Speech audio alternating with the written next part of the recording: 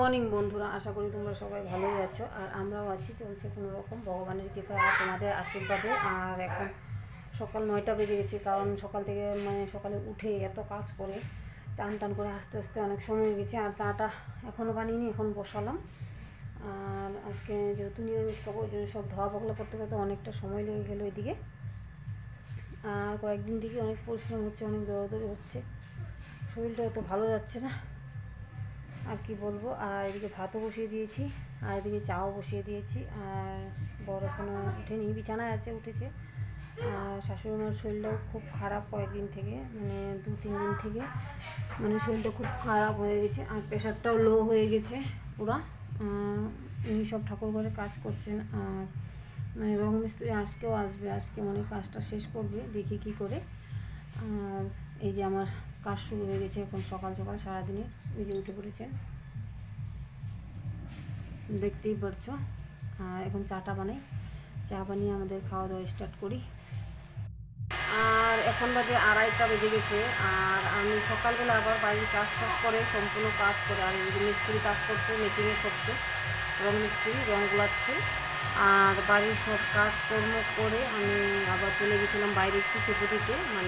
মোবাইলটা একটু অসুবিধা ছিল, নতুন মোবাইল যেটা কিনেছিলাম ওটাকে আবার রিটার্ন দিলাম, দিয়ে তারপরে আবার এসে গেলাম। এসে আবার বাড়ির সমস্ত কাজ করলাম, ঘর দুয়ার গোছানো, বাসন মাজা, কাপড় ধোয়া সব করে তারপরে আবার আমি রান্না বসে দিলাম। ছোলার ডাল করলাম, ঘন্ট করলাম। মোচাটা আমার শাশুড়ি মা কেটে দিয়েছে। আমার যেহেতু আমি কাটতেও এতটা পারি না ভালো করে, আর আমার সময় হচ্ছিল না, তাই শাশুড়ি মা কেটে দিয়েছে। আর সোয়াবিন রান্না করব বসিয়েছি, পেঁপে দিয়ে, তারপরে আলু দিয়ে, পেঁপে দিয়ে দিয়েছি। তারপর চাটনি করবো। দেখো মোচার ঘন্ট করেছি আলু দিয়ে, থোড় বলি আমরা। আর এই যে ছোলার ডাল করেছি, আর এই যে সোয়াবিনটা ভেজে রেখেছি, আর এদিকে বসিয়ে দিয়েছি সোয়াবিনটা। আর এই যে চাটনি করব। আর এই দেখো আমার এই যে রান্নার টাইমে রান্না করছি কিন্তু এখনও। আর এই যে ছেলে চান টান করে কাপড় চোপড় পরে নিল, তারপর আবার এই টাইমে আবার ওষুধ নিয়ে আসলো। ওষুধগুলো আমাদের বাড়িতে দিয়ে যায়। দেখো কতগুলো ওষুধ, 3800 টাকার ওষুধ আনা হলো, কারণ বাড়িতে সব রুগী। এই দেখো 3815 টাকার, সব বরের ওষুধ আর শাশুড়ি মার ওষুধ, দুজনের ওষুধ এসে গেল। কারণ ওষুধটা আমাদের একবারে না আনলে অসুবিধা হয়, কারণ কালকে ওষুধ ছিল না, তাই ওষুধ খাওয়া হয়নি। আর কিছু স্যালাইনও আনিয়ে রাখলাম। ওষুধগুলো এখন গুছাবো, তারপরে আমি রান্নাটা করি। আর ঘর দুয়ারে দেখো পরিষ্কার করে নিয়েছি, কাপড়ে চোপড়ে, পরে আবার কথা হবে।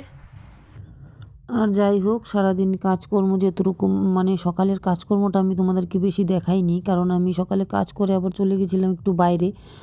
আর তারপরে তো দেখলাই ডাইরেক্ট আমি দুপুরের রান্নাটাই দেখিয়ে দিলাম, কারণ বেশ কয়েকদিন থেকে আমার দৌড়াতে দৌড়াতে অবস্থা এত খারাপ হয়ে গেছে। 1 নম্বর ডাক্তার আর বাড়ি করতে করতে আমার নিজের শরীরটাই একবারে অসুস্থ হয়ে যাচ্ছে। কিন্তু আমি উপায় নেই, আমার তো কাজ করতেই হবে, আমি বসে থাকতে পারতেছি না। কাজ করার লোক নেই, বাড়িতে শাশুড়ি মাও বর্তমানে অসুস্থ, গেলেও 2-3 দিন। মেয়েও অসুস্থ হয়ে যাচ্ছে, বর অসুস্থ হয়ে যাচ্ছে, ওদেরকে ট্রিটমেন্ট করতে করতে আমি নিজেও অসুস্থ হয়ে যাচ্ছি। আর এত টাকার ওষুধ কিনতে কিনতে অবস্থা খারাপ হয়ে যাচ্ছে। আর একদিকে এই যে মোবাইলটা নিয়েছিলাম, ওটা নিয়েও একটা টেনশনে ছিলাম।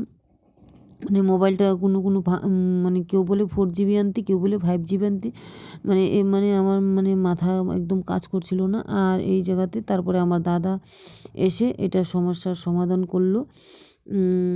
দাদার কাছে দিয়ে আসলাম মোবাইলটা, দাদা কি করবে বোঝা যাবে পরে। আর এদিকে আমি সমস্ত সারাদিনের কাজকর্ম করলাম, বাইরের কাজ সেরে এসে বাড়ির কাজ করে। আর এখন ঘরটা মুছে নিচ্ছি, কারণ ঘরটা কালকেও আমি ভালো করে মুছতে পারিনি। আর এদিকে রান্না বাড়া করা হয়, যেহেতু তেল চেটে এটে সেটে থাকে, তাই আমার ঘরটা সম্পূর্ণটা পরিষ্কার করতে হবে, মুছে নিতে হবে। আর এদিকে রং মিস্ত্রিও কাজ করছে, আর ঘরে দুয়ারে রঙের ধুলাতে একদম ছেঁড়া বেড়া হয়ে আছে একদম। রং মিস্ত্রি কাজ করছে, রং মিস্ত্রি 3 দিন 4 দিন হয়ে গেলো কাজ করছে, কাজটা এখনও শেষ হয়নি। আর বর্তমানে আরও 1 দিন কি 2 দিন লাগবে।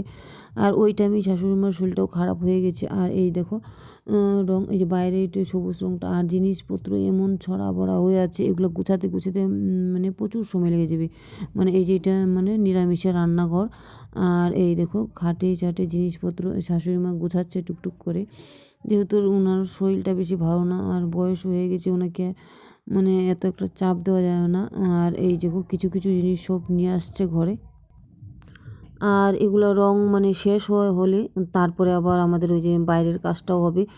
আর এদিকে মানে নিরামিষের বাসন টোসন সব মানে জায়গায় জায়গায় ছড়া ভরা ছিল, সব টুকটুক টুকটুক করে মানে শাশুড়িমা আস্তে আস্তে সব নিয়ে আসছে। আর এই যে নিচের রংটা দেখো কি সুন্দর গোলাপি রং দিয়েছে।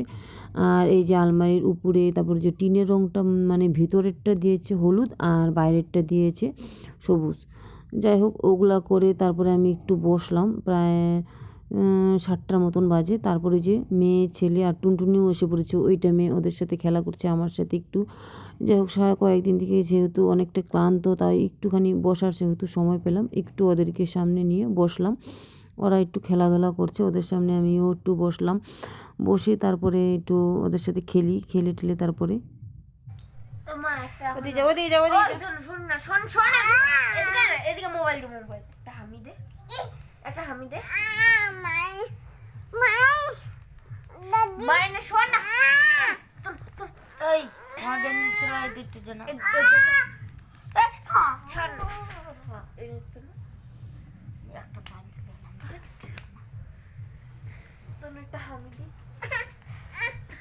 তোর হামি কেউ নিবে না, আমারে হামি দে, তোর একটা হামি দে না, মোবাইল নিয়ে নেবো, হামি দে। এটা মানে খারাপ কি আছে? খারাপ কি আছে কি জানে, আমি তো কিছুই বুঝি না মোবাইলে তো তোমরা বুঝো, আমি কি বুঝি কিছু? 50 মেগাপিক্সেলের এআই ক্যামেরা আছে। হ্যাঁ 50 মেগাপিক্সেল। ঠিক আছে, ডুয়াল স্টিরিও স্পিকারস আছে। তোর যেটা যেরকম লাগে তোর তো ওরকম ভাবে সবকিছু ইয়ে করে দিয়েছে। FSD plus Sunlight display quality আছে। আর কি লাগে মোবাইলের মধ্যে?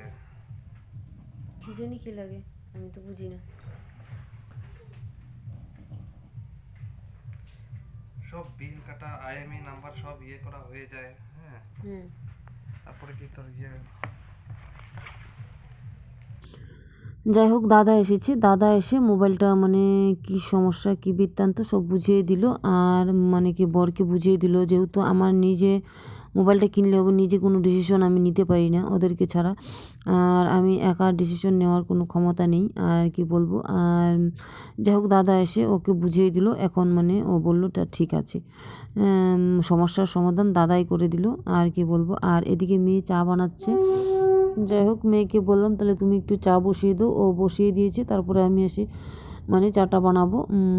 আর চাটা বানিয়ে তারপরে মানে দাদা খাবে। তারপরে আবার ওই যে ঘরের কিছু কাজও আছে। মেয়ে আবার কি করলো, বিছানাটাও গুছিয়ে রাখলো, কারণ ওরা শুতে যখন যাবে তখনই ওদের মারপিট শুরু হয়ে যাবে গা।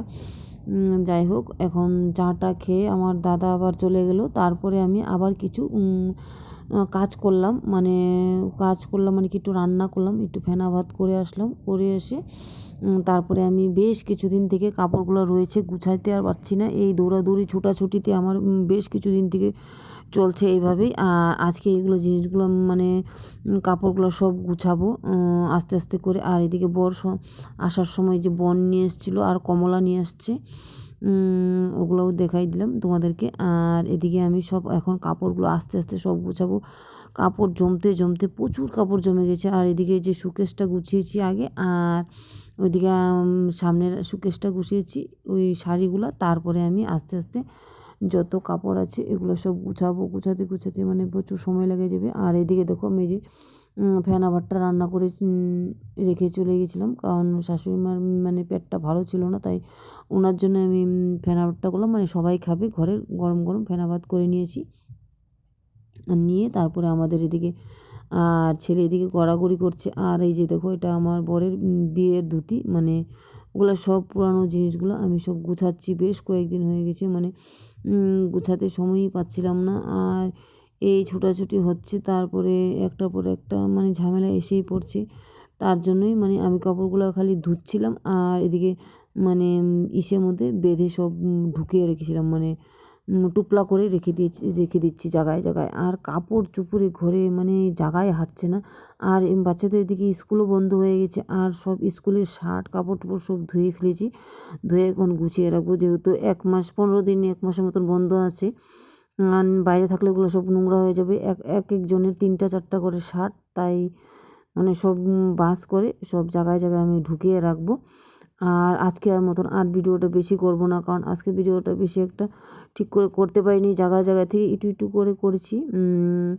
এত কাজের চাপ ছিল, মানে কি আর বলবো। আর এগুলো গুছাতে প্রায় আমার 10টা বেজে গেছে। 10টার পরে আমি ওদেরকে খেতে দিয়েছি, মানে মিনিমাম 2 থেকে আড়াই ঘন্টা লেগেছে আমার এই কাপড়গুলো গুছাতে। কারণ বেশ কিছু কাপড়, এদিকে গরম কাপড়, এদিকে ঠান্ডার কাপড়, মানে সব আলাদা আলাদা ভাগে ভাগে আমার গুছাতে হয়েছে। এদিকে বরের কাপড়, এদিকে বাচ্চাদের কাপড়, এদিকে আমার কাপড়, মানে এইভাবে ভাগ ভাগ করে আমার কাপড়গুলো গোছাতে হয়েছে। তারপরে স্কুলের বেশ কিছু কাপড় ওদের 2 ভাই বোনের। আর এদিকে বরকে একটা কমলাও দিয়ে দিলাম, যে কমলাটা খেয়ে দেখো। আর এদিকে শাশুড়ি মা এসেছে আবার ওষুধ নিতে, ওনাকে একটা ওষুধ দিচ্ছি, ওষুধ নিয়ে যাবে। আর যাই হোক, আজকের মতন ভিডিওটা এখানেই রাখবো।